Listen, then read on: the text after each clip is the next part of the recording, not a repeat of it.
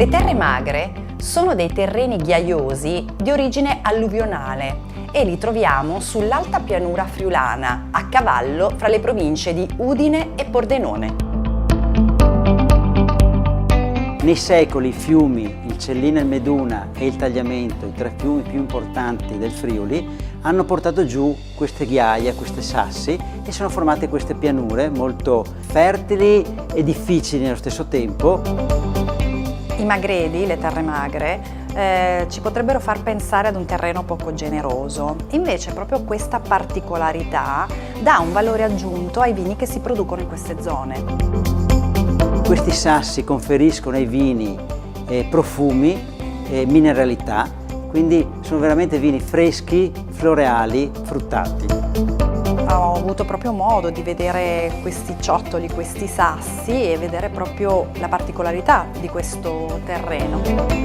E da lì capisci poi quello che abbiamo nel bicchiere. Il Prosecco DOC che nasce qui ha sicuramente una mineralità ed una aromaticità forse un po' più marcata, ma dovuta proprio a questo territorio.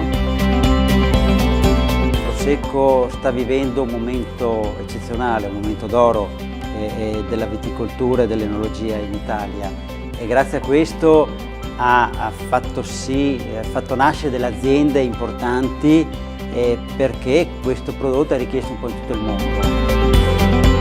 La bellezza dei piccoli centri che si incontrano strada facendo, il grande ordine e la pulizia dei vigneti sono la singolarità del paesaggio e della natura che colpiscono in questo territorio. Crediamo nel paesaggio, nell'ambiente, quindi cerchiamo anche di tutelarlo. Cerchiamo di far sì che la pianta con una certa potatura sia più longeva possibile, cresca il meglio possibile negli anni, si deperisca il meno possibile e sia più forte e faccia vini piacevoli per il consumatore finale. Ecco, questa è un po' la nostra filosofia, quindi attenti al territorio, all'ambiente, ma attenti anche a chi ci lavora, a chi ci abita nel territorio.